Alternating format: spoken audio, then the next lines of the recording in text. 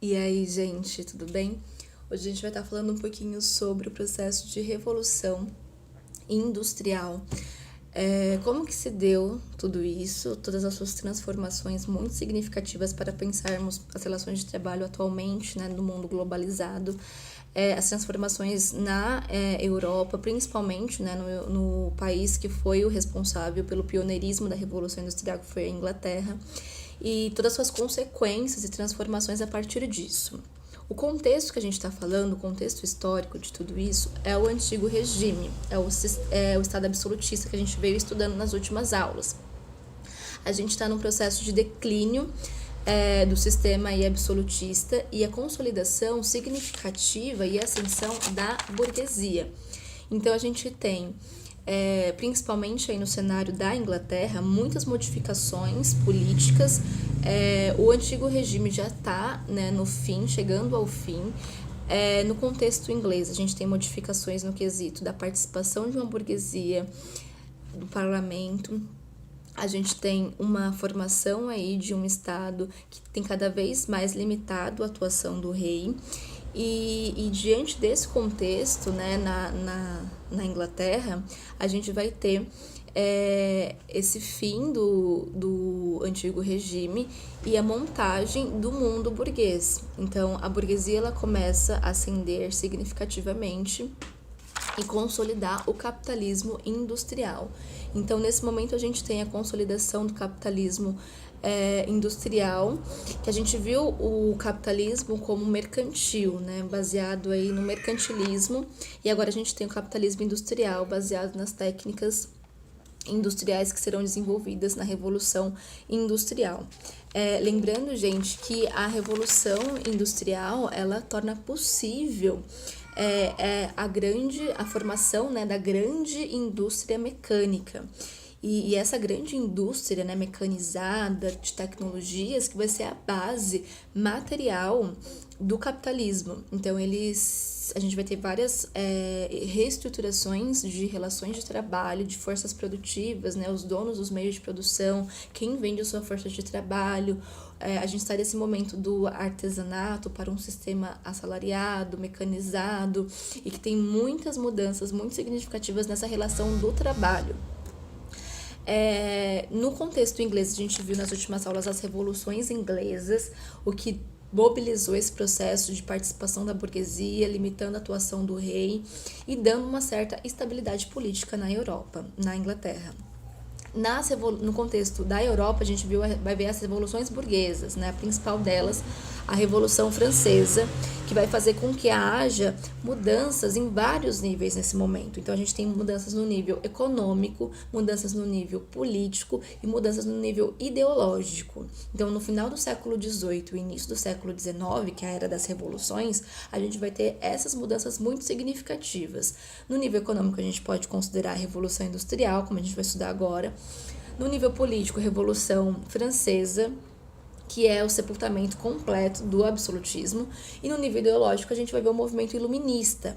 Então é um movimento agora histórico, né, já no final do século XVIII, que vai reestruturar e modificar as estruturas da Europa. Então não é um movimento particular. Claro que a Revolução Industrial ela começa inicialmente na Inglaterra, mas nesse contexto, posteriormente, a gente vai ver que vão sofrer várias modificações estruturais na Europa. Então, a gente vai ter, basicamente, por definição, né, Revolução Industrial, a substituição aí da manufatura para a maquinofatura. O que representa aí a manufatura? A manufatura condiz com uma força motriz que não tem transformação físico-química. Então, essa força motriz ela pode ser provinda nós humanos, né, dos animais e da natureza. Então, a mobilidade, né, a força que gera no processo de manufatura é sem transformação físico-química. Já na maquinofatura, a gente tem como força motriz a transformação físico-química, né, através da matéria-prima e da queima do carvão. Então, a gente vai ter, por definição, essa transformação, essa substituição da manufatura para maquinofatura. Aqui eu coloquei algumas fotos que mostram um pouco desse processo industrial nas fábricas de produção E a gente vai ter como definição aí do processo de revolução as mudanças, né? O que caracteriza uma revolução. As mudanças, elas históricas, elas têm que ser rápidas, então num percurso aí, né, de 30, 40, 50 anos, drástica, então tem que modificar significativamente aí a sociedade, e estrutural, então ela vai atuar aí nas estruturas sociais da sociedade inglesa inicialmente, e principalmente nas relações de trabalho, né, que a gente vai ver também. Nesse momento de revolução industrial, no cenário inglês, a gente vai ter o êxodo rural, então a predominância da população nas cidades, nos grandes centros aí urbanos, então a formação de cidades vão começar a ter uma aglomeração muito grande de pessoas, então a gente vai ter uma concentração de populações bem maiores na cidade do que no campo. E a atividade industrial, ela tem que ser o principal componente da riqueza de um país. Então, ela tem que ser o componente que mais faz com que haja a riqueza de um país. Então, o pioneirismo inglês, a gente vai ter no século XVIII, a Revolução Industrial é apenas uma realidade da Inglaterra até o início aí do século XIX, e só a partir do século XIX que será expandida para outros países da Europa. E o pioneirismo inglês. Por que a Inglaterra foi a pioneira nesse processo de revolução industrial? A gente teve na Idade Moderna a prática ideológica e econômica do capitalismo comercial como mercantilista, né? O mercantilismo foi o que norteou as relações econômicas nesse momento do capitalismo comercial. E ele fazia com que houvesse um acúmulo de capital.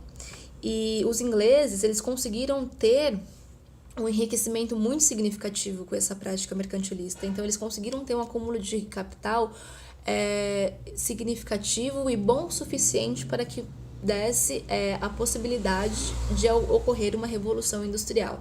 Então, eles tinham esse acúmulo de capital. O comércio europeu foi muito significativo. A Inglaterra participou das relações comerciais, né, com a burguesia, de comércios com o mundo inteiro. Então, a gente teve um comércio muito notório dos ingleses na Europa como um todo. A exploração colonial também, as colônias do norte, né, da América do Norte, foi um exemplo disso. Então, teve uma exploração colonial que favoreceu esse enriquecimento dessa burguesia, esse enriquecimento dessa sociedade, e também o tráfico negreiro, né, baseado aí nas relações que submeteram os povos africanos ao processo de escravidão. Então, são muitas características importantes que fizeram com que houvesse aí esse pioneirismo inglês no processo de revolução industrial.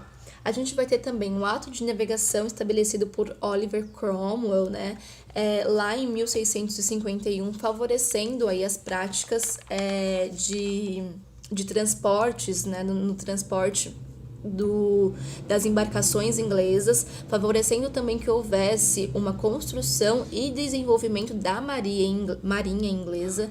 Então, esse ato de navegação foi importante também. A guerra anglo-holandesa, né, com a Holanda, fez com que a Inglaterra saísse como a principal potência naval nesse contexto e também comercial.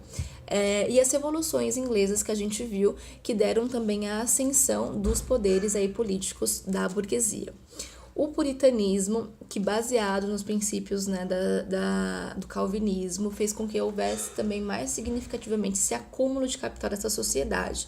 Então, são muitas transformações econômicas, sociais, religiosas, que fizeram com que houvesse um cenário propício, um desenvolvimento propício para o acontecimento da Revolução Industrial. Uma prática muito importante que vocês não podem esquecer também foi a política dos cercamentos, que já havia acontecendo lá no final da Idade Média.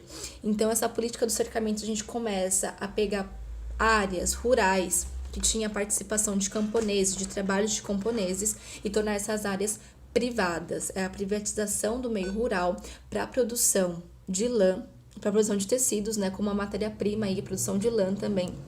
Então, a gente tem o desenvolvimento da criação de ovelhas e o cercamento dessas terras, a privatização dessas terras.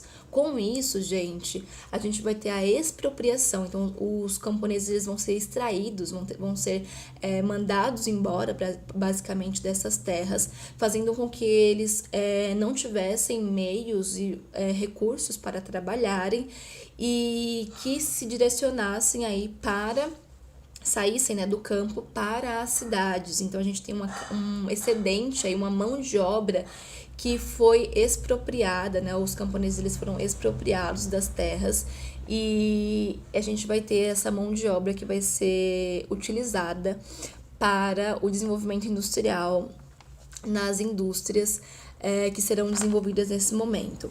Então é interessante a gente pensar nessas possibilidades que foram desenvolvidas na Inglaterra. De um lado, uma produção, né, de recursos naturais que vão ser privatizados com a política dos cercamentos, uma mão de obra que vai estar aí basicamente ociosa, né, mas que foi mandada embora do seu meio de trabalho, e também os recursos minerais. Então, na questão geográfica, a gente vai ter uma disponibilidade maior de carvão mineral, de minério de ferro. Então, são essas possibilidades e são esses desenvolvimentos que vão fazer com que a Inglaterra seja a pioneira desse processo de revolução aí industrial. E também aí no início do século XVIII, a gente vai ter a prática do protecionismo. Então, a Inglaterra vai começar a atuar como, né, uma prática de proteger a produção dos seus produtos, de seus comércios e fazendo com que haja um desenvolvimento maior aí das manufaturas e agora das maquinofaturas através das modificações da Revolução Industrial.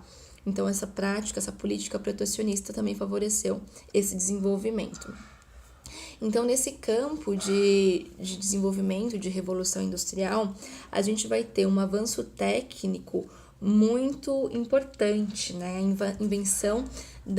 invenção mãe, que foi a máquina a vapor. Então, a máquina a vapor, ela foi criada aí pelo Thomas inicialmente e depois ela vai ser aperfeiçoada pelo James Watt, né? Watt em 1765. Então, é nesse momento que a gente tem um avanço técnico muito significativo, que é a construção da máquina a vapor. E isso faz com que o homem, né, dê possibilidade, pela primeira vez, ele ter controle absoluto sobre a força motriz. Né? Antes, a força motriz ela é baseada nas condições humanas, condições animais, e dava um não controle ao homem, né, a condição aí humana. Agora ele já tem controle sobre a força motriz. Aqui eu coloquei uma foto que mostra um pouco também da primeira máquina, né, a vapor aí aperfeiçoada pelo James Watt. E a gente tem todos esses avanços técnicos que dá a possibilidade de um processo produtivo baseado numa indústria têxtil. Então, é a indústria têxtil que inicialmente mobiliza a Revolução Industrial. A siderurgia, né, com a utilização de ferro. Então, a formação dessas máquinas, elas passam da madeira, que era algo mais fácil de romper, menos duradouro, para o ferro, para o metal. Então, isso vai fazer com que haja uma significativa durabilidade também dessas máquinas no processo de produção de relação de trabalho. E a máquina a vapor, né, que vai ter como matéria-prima o carvão mineral.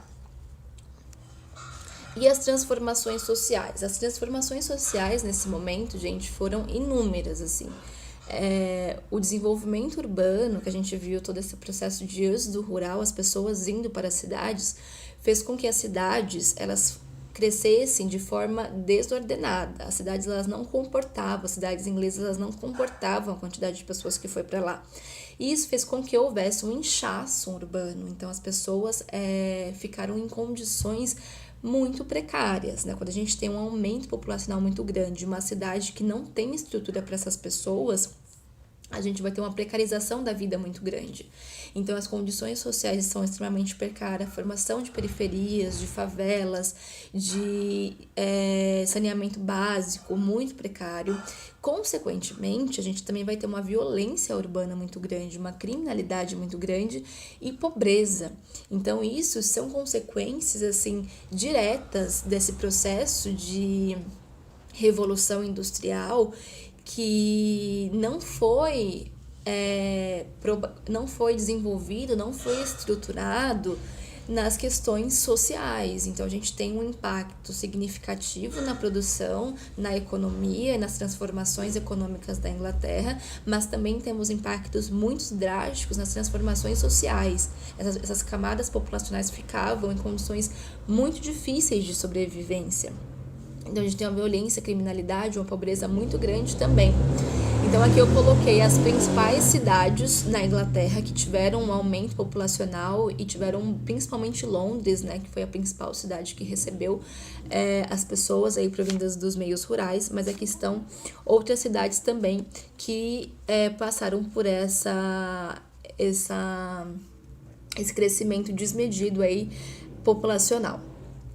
Outros impactos sociais, trabalho infantil. Então, trabalho infantil a gente tem aí presente, muito presente, as crianças, essa ideia de criança não pertencia à sociedade na época, né? Então, a criança era considerada um mini adulto e ele era utilizado para entrar nos tubos, né, das máquinas onde os adultos não conseguiam entrar. Então, tinha o trabalho infantil também e tinha o trabalho da mulher, é aí que a mulher também começa a participar do mercado de trabalho. Só que o trabalho infantil e o das mulheres, eles eram realizados na mesma quantidade de horas que o dos homens, né? A carga horária é igual, só que eles eram remunerados menos, eles recebiam menos ainda que os homens. Então, a gente tem condições subhumanas, condições, né, de altas horas diárias de trabalho e, além disso, as mulheres e as crianças recebiam menos. A gente vai ter também o processo social de prostituição, então vai começar um desenvolvimento da prostituição nos grandes centros, né, decorrente de toda a pobreza, criminalidade, violência.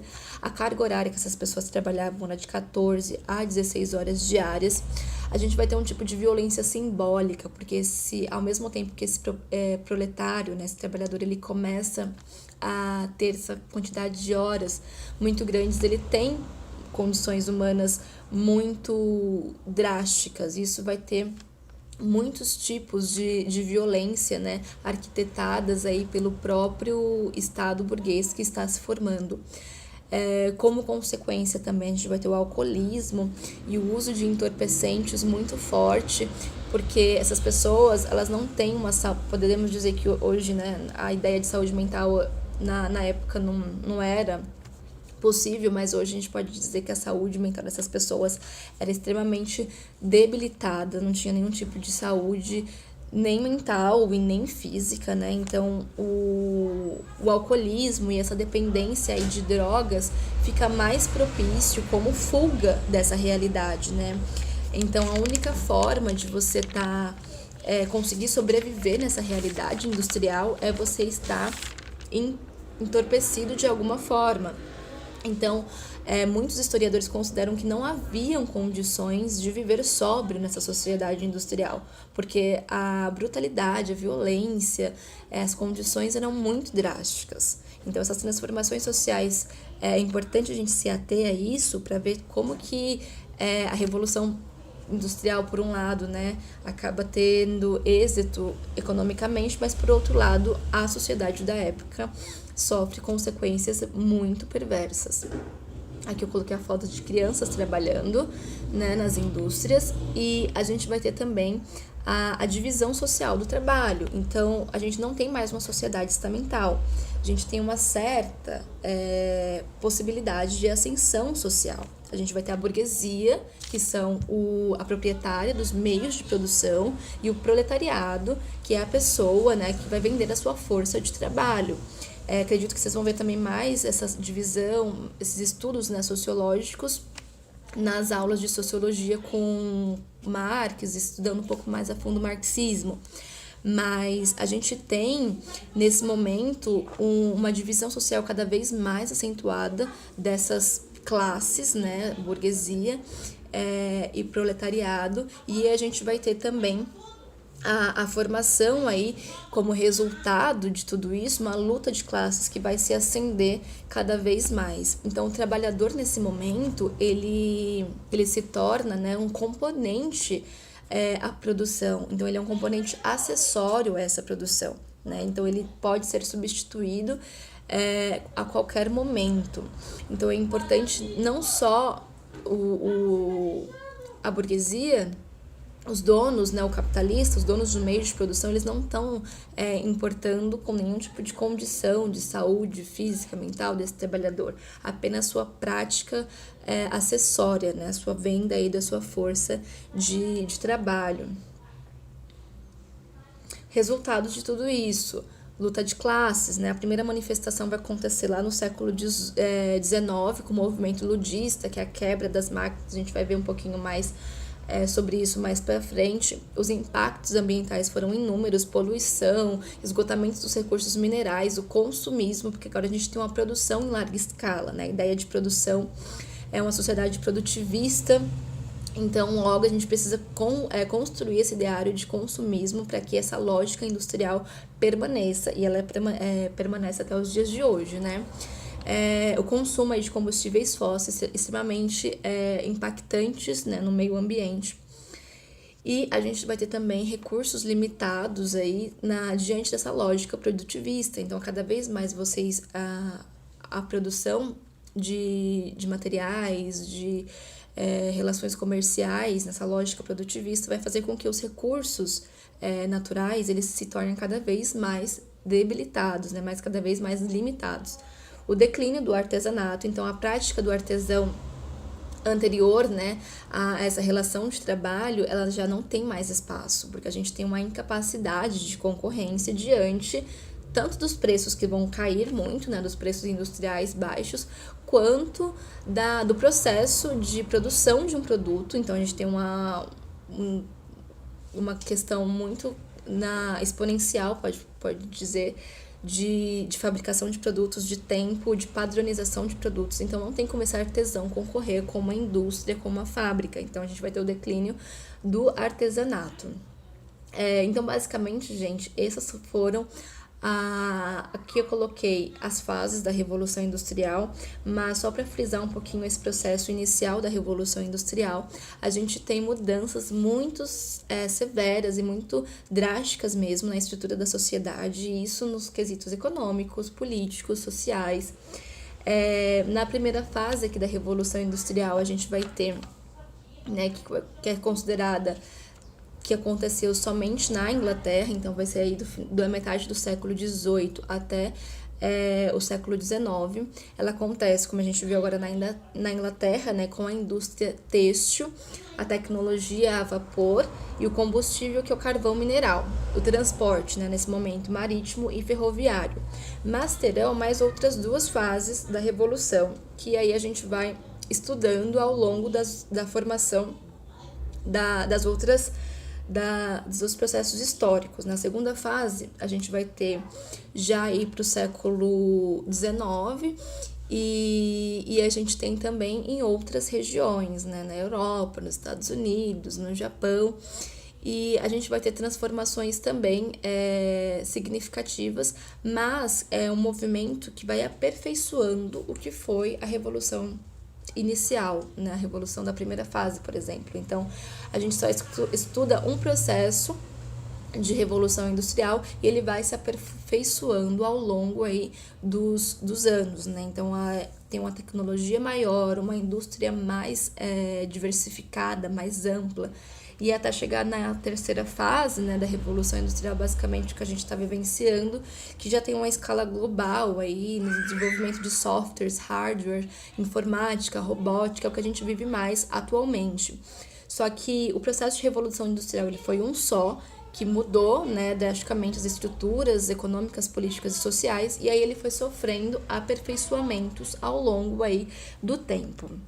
Aqui eu coloquei alguns trechos de teóricos muito importantes que falam sobre o processo de Revolução Industrial, Karl Marx, né, que foi um dos que eu considero um dos mais importantes, e outros historiadores também que falam desse processo, né, que a Revolução, ela muda tudo, gente. A Revolução Industrial é muito importante porque os padrões, né, falando aqui um pouco do que a Tânia colocou, os padrões de produção e de consumo gestados ao longo aí dos últimos séculos passaram a redefinir cada vez mais, né, profundamente, tanto o estado das águas, do ar, dos solos, da fauna, da flora, das próprias condições históricas da existência humana, seus espaços de moradia, de trabalho, fluxos migratórios, situações de saúde e morte, né? Então, ela é a histórica, né? A relação histórica entre os riscos industriais, meio ambiente, saúde, população,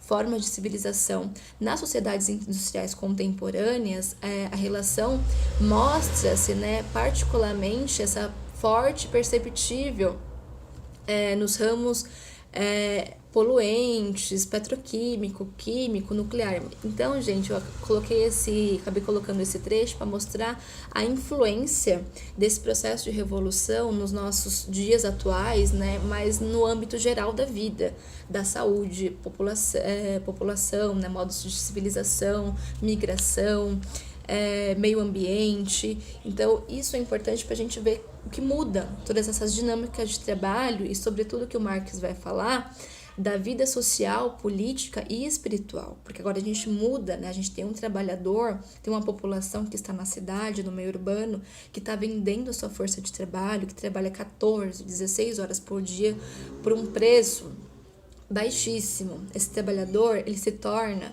né, mercadoria, ele vende a sua força de trabalho e ele não tem vida, o processo de vida social, política e espiritual dessas pessoas muda drasticamente. Então é importante que a gente entenda todo esse processo e o impacto dele na vida material da sociedade, né? Então, a Revolução Industrial, é claro, foi muito significativa economicamente para a Inglaterra. A Inglaterra se torna a maior potência mundial aí no final do século XVIII, início do século XIX, e dá muitos avanços, né, científicos, tecnológicos para a Europa como um todo e depois para as Américas, para a América do Norte.